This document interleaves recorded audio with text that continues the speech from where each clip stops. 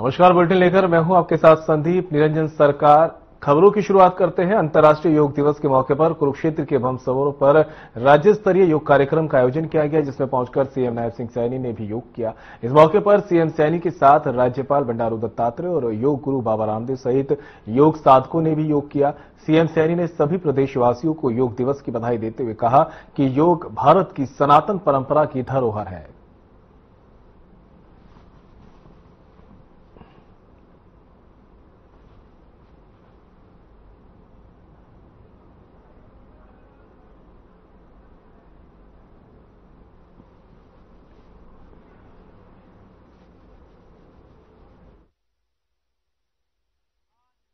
की संख्या में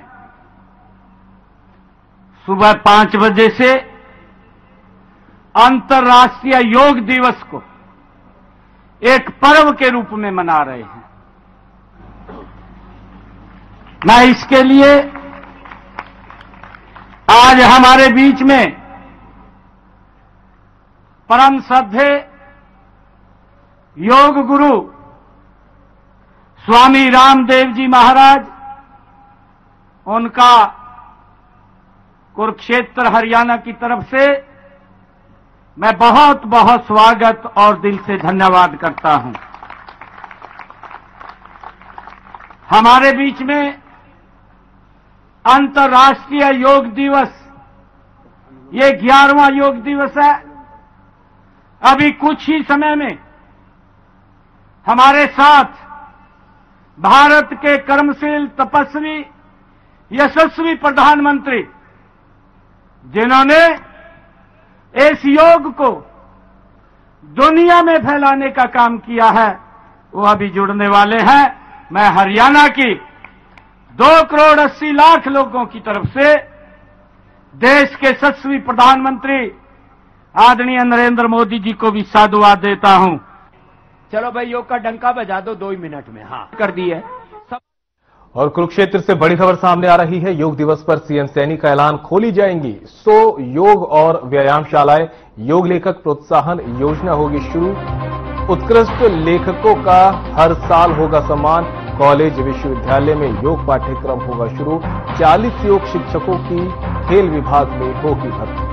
तो बड़ी खबर आप तक पहुंचा रहे हैं, जहां पर योग दिवस के मौके पर सीएम सैनी ने बड़ा ऐलान किया है।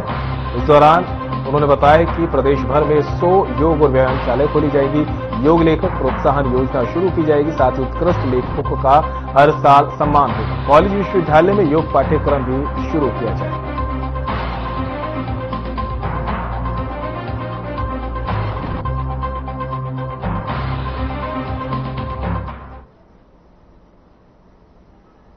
पलवल में अंतर्राष्ट्रीय योग दिवस पर कार्यक्रम का आयोजन किया गया। नेताजी सुभाष चंद्र बोस स्टेडियम में प्रदेश के खेल मंत्री गौरव गौतम समेत भारी संख्या में लोग पहुंचे। योग दिवस पर गौरव गौतम ने लोगों के साथ योग किया। तो तस्वीरें पलवल से आपको दिखा रहे हैं, जहां पर मंत्री गौरव गौतम ने योग किया है। अंतर्राष्ट्रीय योग दिवस के मौके पर यह योग किया गया है। इस दौरान कई योग साधक भी मौजूद रहे, उन्होंने भी योग किया। मंत्री गौरव गौतम ने लोगों के साथ में योग किया है।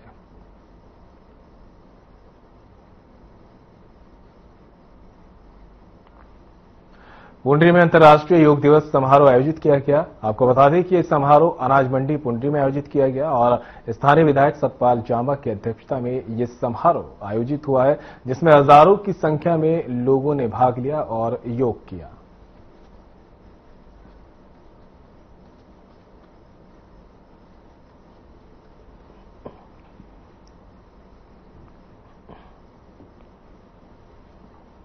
प्रदेश की महिला एवं बाल विकास और सिंचाई मंत्री श्रुति चौधरी ने कहा कि प्रधानमंत्री मोदी के कार्यकाल के 11 साल में सेनाएं आत्मनिर्भर और मजबूत हुई तथा विकसित भारत की नींव के स्वर्णिम युग के रूप में जाने जाएंगे। पीएम मोदी ने वैश्विक स्तर पर भारत की स्थिति को मजबूत किया और भारत को एक पहचान दी है। साथ ही उन्होंने कहा कि पीएम मोदी के नेतृत्व में केंद्र सरकार के बीते 11 वर्षों में अनेक कल्याणकारी योजनाएं शुरू कर उनको कार्यान्वित किया गया है। साथ ही उन्होंने कहा कि तोशाम में 11 करोड़ से अधिक के विकास कार्य भी किए जाएंगे।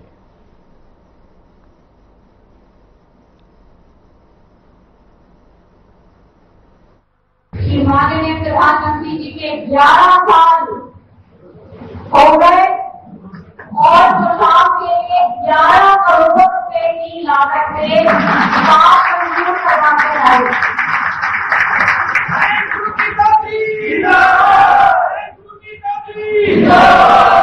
ये हमारा सौभाग्य है कि आज हमारे देश की बागडोर एक मजबूत नेता के हाथ और इसलिए हमारी पहचान विश्व के स्तर पर और भी मजबूत उन्होंने कार्य करी। भारत के लिए जो निर्णय उन्होंने लिए कौन सोच सकता था 370 की धारा के बारे में बदलाव भी आ सकता है।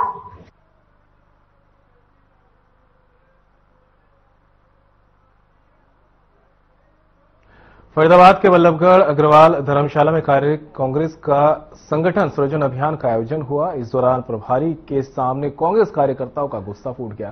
साथ ही कांग्रेस कार्यकर्ताओं ने जिले के प्रभारी एआईसीसी ऑब्जर्वर और लोकसभा सांसद मणिकम टैगोर के खिलाफ मुर्दाबाद के नारे लगाए। वहीं कांग्रेस कार्यकर्ताओं ने पूर्व प्रत्याशी पराग शर्मा पर गंभीर आरोप लगाए हैं। उन्होंने कहा कि जिसकी चुनाव में जमानत जब्त हुई थी वही आज हाईकमान पर दबाव बनाकर अपने मुताबिक काम करवाना चाह रहे हैं।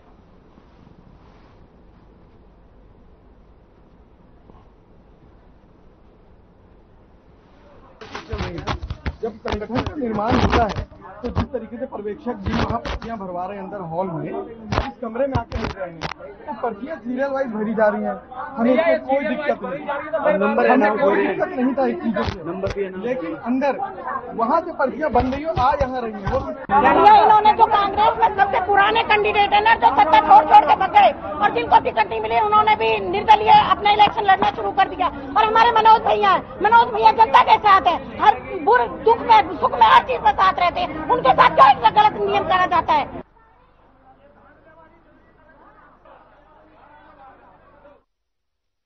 हरियाणा सरकार ने गठित कमेटी का दोबारा से गठन किया है, जिस कमेटी के चेयरमैन आईएएस सुधीर राजपाल बनाए गए। साथ ही आईएएस डॉक्टर सुमिता मिश्रा और आनंद मोहन शरण को सदस्य बनाया है। इस कमेटी को रिटायर्ड कर्मचारियों को फिर से नौकरी में रखने के मामले के लिए बनाया गया है और उनके लिए सिफारिश भी की है।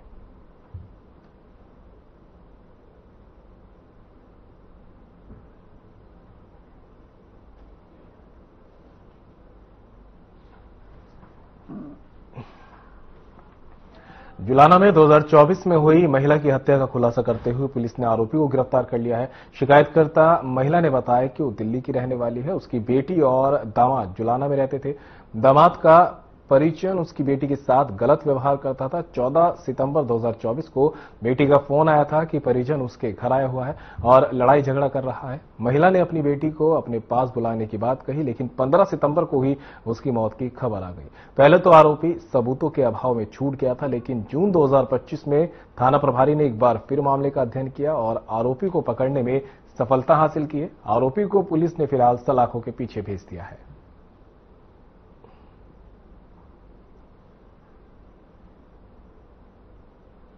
ऐसा है, दिनांक 15/9/24 को आरती की मृत्यु हो गई थी। उसकी सूचना पाकर के उसके परिवार जन मौके पाए थे।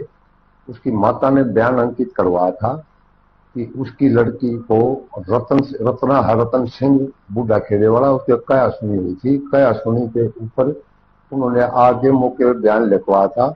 अब मेरी लड़की को ना रत्ना बूढ़ा खेड़ा ने ही गला दबा करके हत्या की है।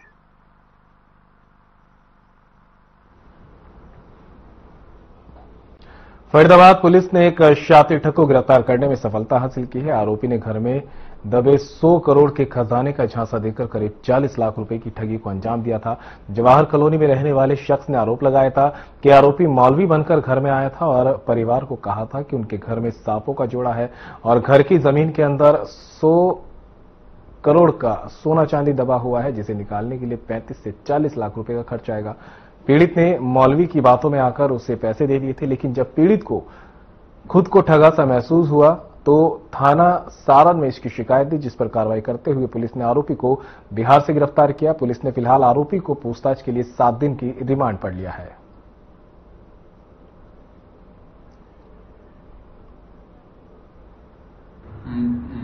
22 मई को थाना सारण में एक रघुनंदन शर्मा वासी जवाहर कॉलोनी की एक शिकायत प्राप्त थी। जो रघुनंदन शर्मा ने अपनी शिकायत में आरोप लगाया कि 2 साल पहले उनके घर में कुछ चावल के दाने पड़े थे, तो उसकी पत्नी ने कहा कि वे को जादू टोटका किसी ने कर दिया है, जिस पर उनके द्वारा एक व्यक्ति संपर्क किया गया जिसका नाम कमरे आलम था। जुलाना क्षेत्र में अवैध पिस्तौल के साथ एक युवक को काबू में पुलिस को सफलता मिली है। मिली जानकारी के अनुसार पुलिस द्वारा गश्त की जा रही थी। इस दौरान पुलिस को सूचना मिली कि एक युवक गोहाना रोड पर Gohana Jind road bypass NH 352 के पुल के नीचे खड़ा हुआ है, जिसके पास अवैध हथियार हो सकता है, जिस पर पुलिस ने तुरंत वहां पर रेड की तो पुलिस को एक युवक खड़ा दिखाई दिया, जो पुलिस की गाड़ी को देखकर तेज कदमों से चलने लगा। पुलिस ने तुरंत युवक को काबू किया। जब तलाश हुई तो युवक के पास 32 बोर पिस्तौल बरामद हुई है। युवक से जब पिस्तौल से संबंध में लाइसेंस मांगा गया तो वह कोई भी कागजात पेश नहीं कर सका। पुलिस पूछताछ में युवक की पहचान साहिल उर्फ नोटीवासी सुनारिया के तौर पर हुई है। पुलिस ने युवक के खिलाफ सशस्त्र अधिनियम के तहत मामला दर्ज कर आगामी जांच शुरू कर दी है।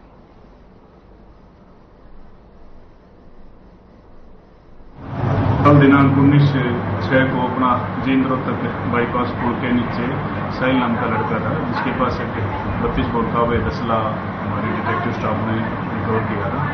उसके बाद उसके साहिल के खिलाफ नियमानुसार मुकदमा दर्ज करके उसको गिरफ्तार किया गया और आज मान्य अदालत में उसको पेश किया गया।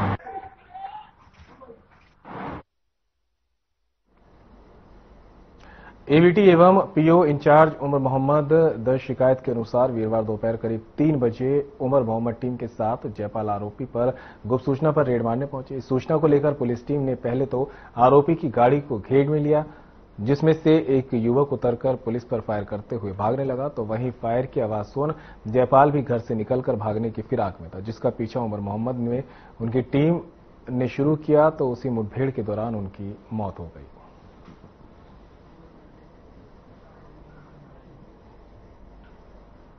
Inspector Umar Mohammad CIA AVTS Hathin के इंचार्ज थे। कल इनको सूचना मिली थी कि एक जयपाल नाम का बदमाश जो हमारे 307 के कई मुकदमे में वांटेड, उसके रेड पे ये लोग गांव नांगल जाट में गए थे, तो वहां उन्होंने मुलाजमान पर हमारी फायरिंग वगैरह की है।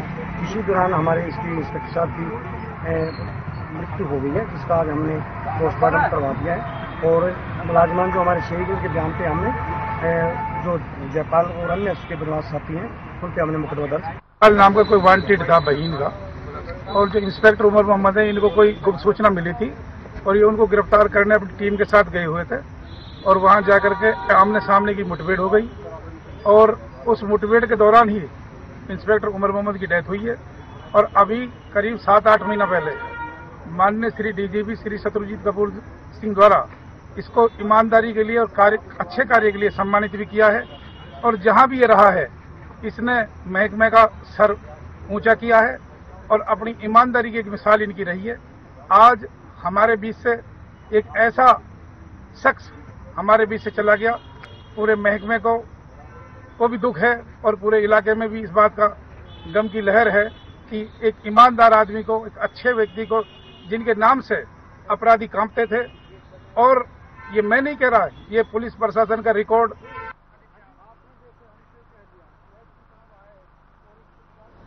नारनौद के संस्कृत महाविद्यालय में सर्व कर्मचारी संघ ने गेट मीटिंग का आयोजन किया, जिसमें नारनौद उपमंडल के अंतर्गत आने वाले विभिन्न विभागों के कर्मचारियों ने भाग लिया और अपनी मांगों को लेकर सरकार के खिलाफ नारेबाजी की। इस दौरान मुख्य वक्ता चेयरमैन देवेंद्र सिंह हुड्डा और राज्य प्रधान सुरेश राठी ने सरकार पर वादा खिलाफी का आरोप लगाया।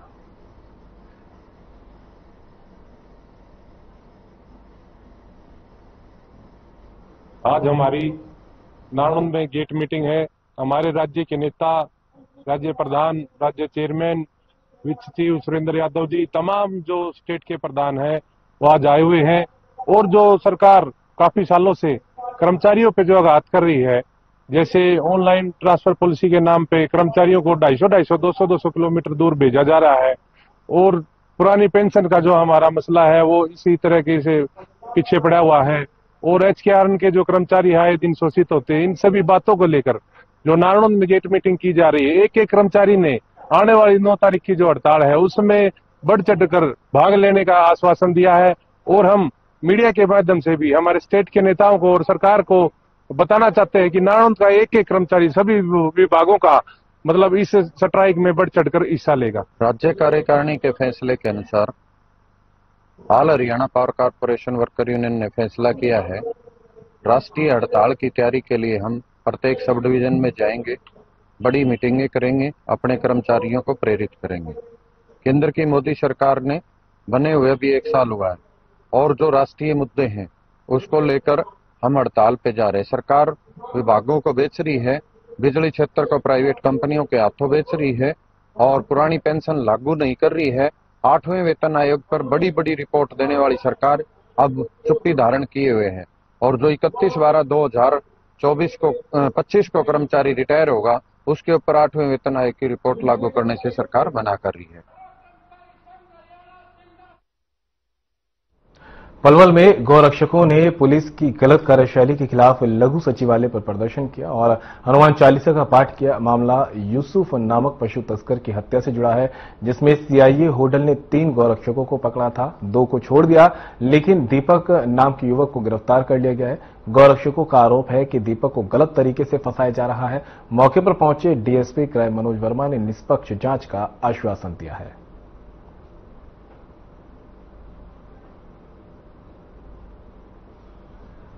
मामला बड़ा संगीन है और बड़ा चिंता का है। 24 जनवरी को तुंगमसरा गांव में एक ट्रक गऊओं से भरा हुआ था, वहां से जा रहा था, तो गांव के कुछ लोगों ने उस ट्रक को पकड़ा शाम को 7:30 बजे।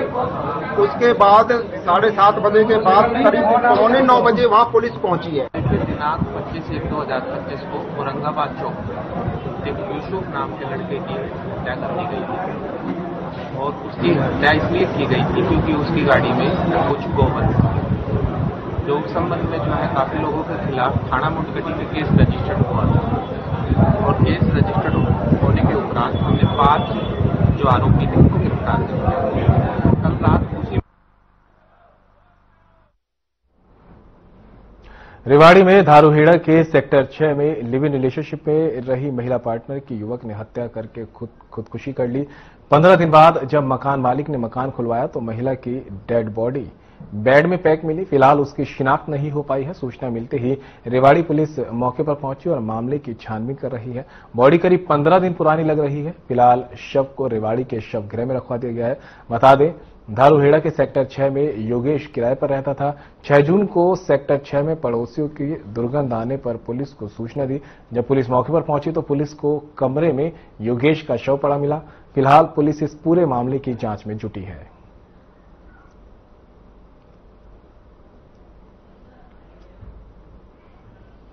और मकान मालिक ने हमको मतलब सामान के लिए बोला था, और सामान निकालने के लिए आए थे।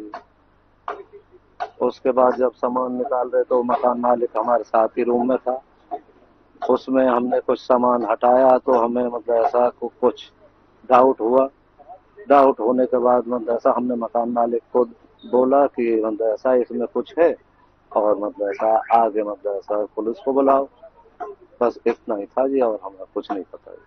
बेटा क्या काम करता था अपना? भाऊ ये हमारे पास मार्च के करीब आए थे परिवार समेत रेंट पे किराया लेने के, मकान किराया लेने के लिए। तो हमने इनको दे दिया, आईडी इनकी ले ली थी। उसके बाद 4-5 महीने रहे, अच्छे से रह रहे थे, कोई दिक्कत नहीं थी किसी प्रकार की भी। कितने लोग आए थे? ये 3 बच्चे थे और 2 मियाँ भी थी, 5 लोग थे। तो कितने तारीख को लड़के ने सुसाइड किया है? ये सर 13 तारीख को, 13 जून को, 6 जून को, 6 जून को सर, 6 जून। और ये बॉडी महिला की बॉडी मिली है बाद में, ये तो ये कैसे पता लगा कि ये जिनके लड़के के परिवार वाले अपने और सामान उठाने के लिए लेके आए थे यहाँ पे। जब उन्होंने वहाँ पे चेक किया वो बेड उठ नहीं रहा था। जब उन्होंने बेड खोल लिया तब मिला।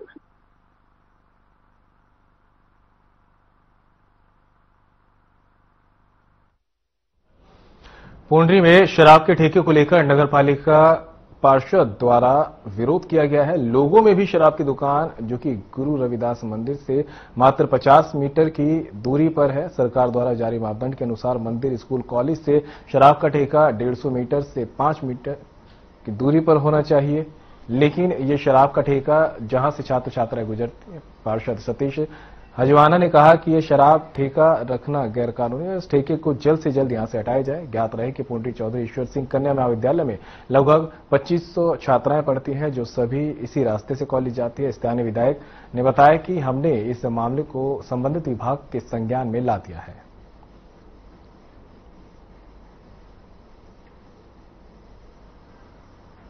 देखिए मिगलानी जी, मेरे पास ये काफी दिनों से समस्या आ रही थी, लेकिन इनका टेंडर ऑलरेडी पिछले साल हो चुका था। ये जून तक होता है, तो हमने पहले ही 2-3 महीने पहले ही ये संज्ञान में डाल दिया है कंसर्न डिपार्टमेंट को, तो ये एक्सटेंड नहीं होगा। उस पर काम शुरू किया हुआ है और अब की बार इसको यहाँ से उठाया जाएगा। कब तक?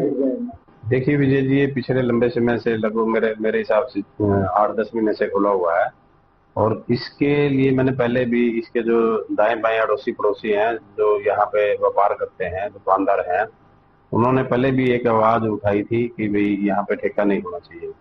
तब भी हमने कोशिश करी थी कि भाई यहाँ पे यहाँ से ठेका दूर होना चाहिए, क्योंकि यहाँ पे कॉलेज, स्कूल, कॉलेज बच्चों का, लड़कियों का यहाँ आस पास है। सारे शहर के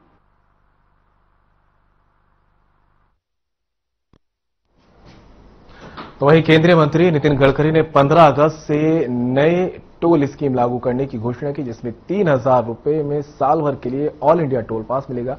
इस पास से वाहन चालक 200 बार देश भर में टोल पार कर सकते हैं। गतपुरी टोल की बात करें तो वहां महीने का पास 4150 रुपए का है, जिससे साल भर में करीब 50,000 रुपए खर्च होता है। नई स्कीम से वाहन चालकों को करीब 45,000 रुपए तक की बचत होगी। लोगों ने इस स्कीम की जमकर सराहना की है।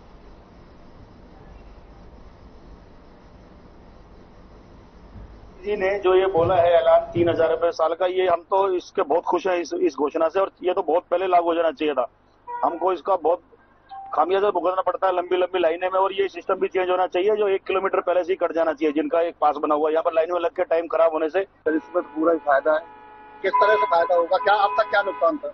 नुकसान ये है कि टूल पे जाम लगता है, खड़े होना पड़ता है, और बार बार पैसे डलवाने पड़ते हैं। एक बार में पूरा साल का हो गया, पूरे साल अपना घूमो आदमी, कहीं भी जाओ, कहीं रुकने की जरूरत ही नहीं पड़ेगी। क्या पैसे की भी कोई बचत दिखती है? आप बिल्कुल, पैसे की 3000 में काफी बचत। ये अच्छा, ऐसा कहीं जाने आने के लिए तो मच बेटर। अब अगर पैसे की बात करें तो कितनी बचत दिखती है आपको, किस में बचत होगी? देखो, जिनका डेली का अप डाउन है उनके लिए तो काफी बेटर है, और जिनका थोड़ा काफी कम डिस्टेंस है तो उनके लिए तो, लेकिन फैसले के साथ है, फैसले की वजह से हाँ साथ है, कोई दिक्कत नहीं।